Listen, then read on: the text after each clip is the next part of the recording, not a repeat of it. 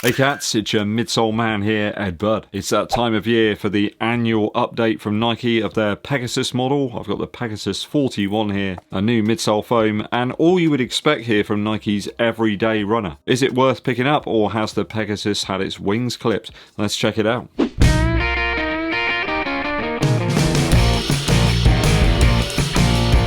Thanks for tuning in, people. Help the channel to continue to grow by hitting that subscribe button, but also clicking that thumbs up like too. Also drop us a comment to help with the algorithm. Dankeschön.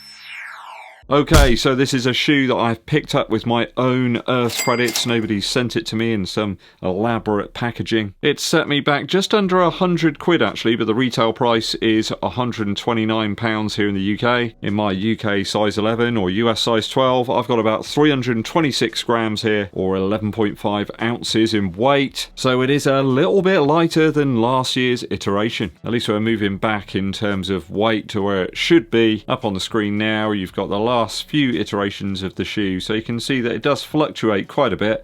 I mean, we're down to about 310 grams in the Pegasus 39, so at least that's something straight off the bat. The midsole in my pair of the shoes at least measures about 39 millimeters in the heel, and I've got about 29 millimeters up front, so that does tally up with what Nike have on their website. For the sample size at least, I always get about 2 to 3 millimeters extra because I've got a larger size.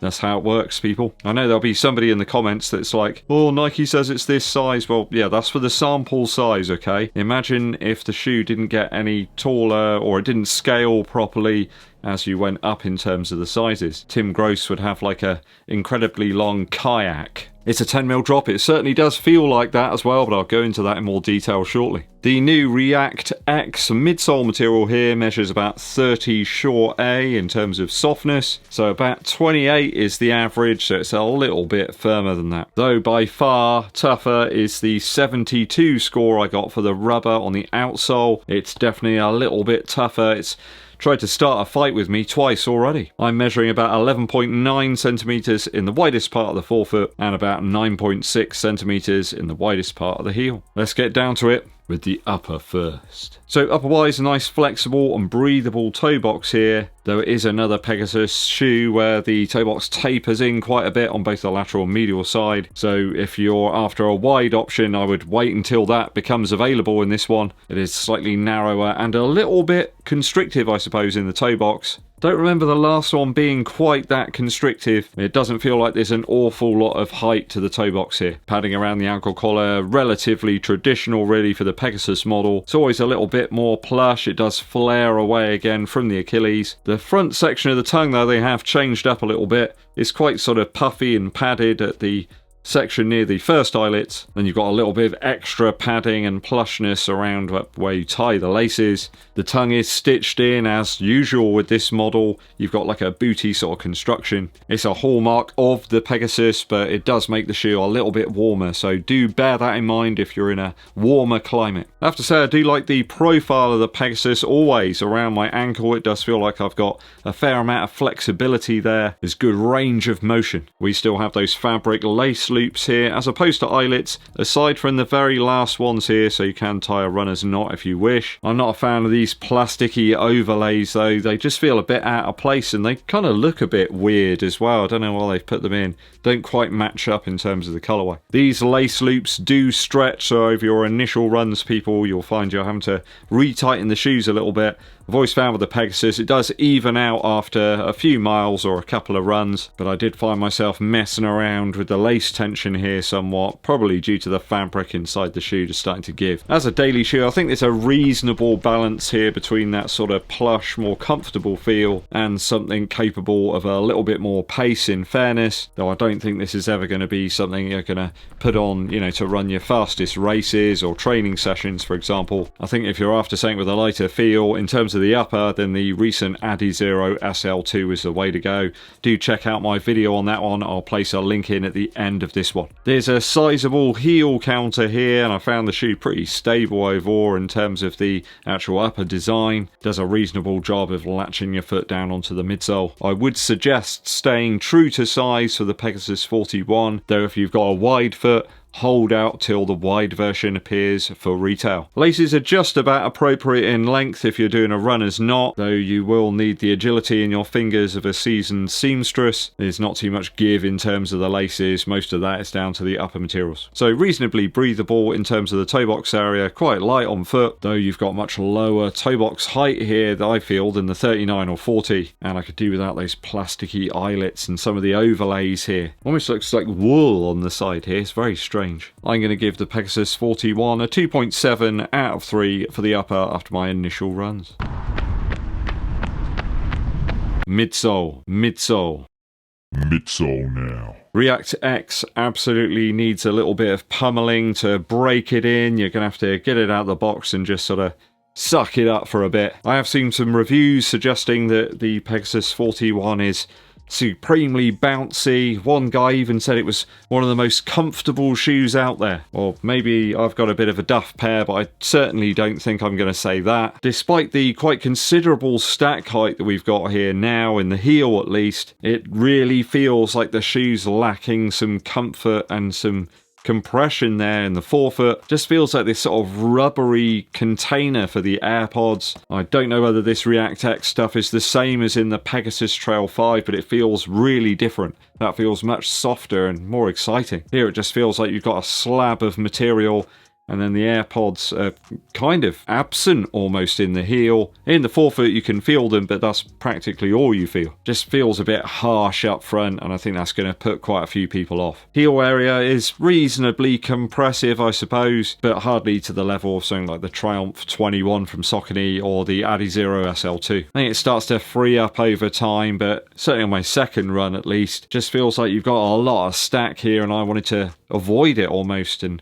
sort of run a faster clip in the forefoot area. So oddly firmer than the Pegasus 40 midsole, despite Nike's claims that React X has got better energy return. Just feels a bit rubbery and not as fun to run in as previous versions. It is odd that Nike do keep persisting to put air inside their shoes. With some foams it seems to work and others not so much. Certainly not one I'm going to be using for tempo efforts or intervals. It feels fine to me at steady pace, maybe for some easier recoveries. Just feels like they've tried to produce something that does lots of things and it isn't really a master of any of them. So is React X worth the update? I'd say probably not. If you want a React X shoe, get the Pegasus Trail 5. The air units are just simply adding weight and they're not really fun and exciting to run in. One weird thing about this shoe, it's got a really thick insole. It's about 5mm, and it kind of nullifies the actual midsole completely. It feels like you're just sort of running on the insole at times, certainly in the forefoot. So perhaps an upgrade there could help things out a little bit with the Pegasus 41. Not to completely put it down, it's just that there's lots of other shoes that do what this does, maybe a little bit better. I mean, it's perfectly fine, but I just think that forefoot strikers are going to want a little bit more here than what's on offer up front. I think if you're a heel striker or someone with a heavier build, then you might enjoy the shoe a little bit more in terms of its impact protection. I just missed the full zoom air that we had in the Pegasus 35.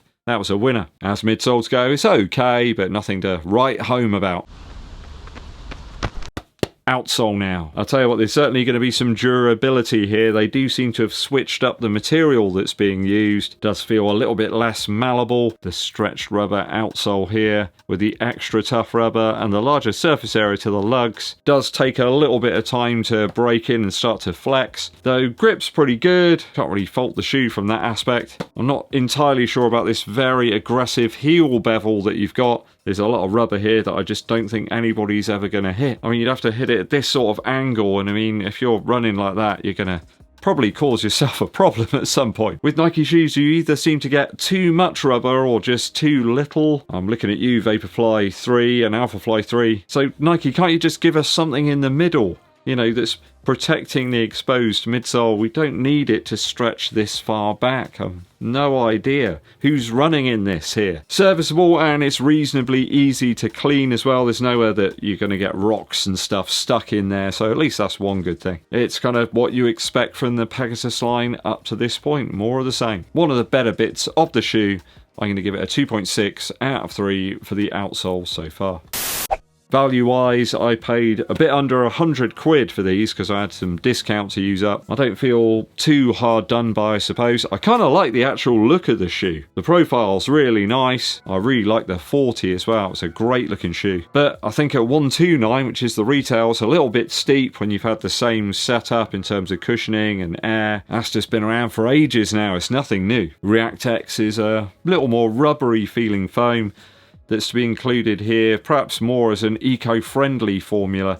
Yeah, I mean, that's good. I'm not saying, you know, go out and burn all your books and keep chopping down trees and use a petrol car and all that. But I think there's just other daily models now that use some other foams that are just a bit more exciting and probably just as eco-friendly. I mean, some other models out there, you've got the Puma Velocity Nitro 3, probably a little bit more comfortable, a bit more cushioned, and I think it's a touch cheaper too. You got the Adizero SL2 from Adidas. That's a lot more nimble than this one, far less weight. Just a bit more fun and carefree. Even something like the On Cloud Eclipse, just a bit more fun and propulsive, I suppose. I think I'd even pick the Supernova Rise over this one now after a bit of time. That one just feels a little bit more appealing underfoot. I think you're going to get some reasonable durability out of this shoe. It's reasonably well put together as well for a Nike model. Way better construction than some of the race ones that cost like almost 3 times the price. I know a lot of people have had these sent to them free of charge for review. There's special boxes, they've given them headphones and loads of other stuff. I mean, that's probably going to affect how they feel about the shoe. It's perfectly fine in terms of value, but I'd recommend trying to knock off 10 or 20% if you can find one of those codes. Middle of the road stuff though, and I suppose, you know, for Nike, that's exactly what this shoe's supposed to do. In terms of build, probably on par with the Pegasus Trail 5. That was really well put together, but I think that's still my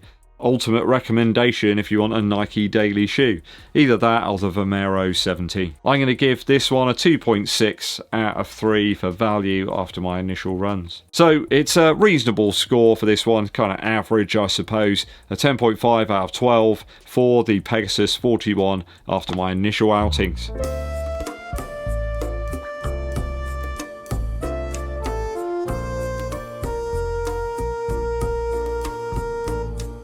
Just be prepared to put some miles into this one to break it in a little bit. And if you run on the forefoot, I don't really think it's going to work for you as a daily shoe. There's just not enough cushion here. Have you picked up the Pegasus 41? Are you a long-time Nike Pegasus fan? Let me know your thoughts and opinions on this one down in the comments.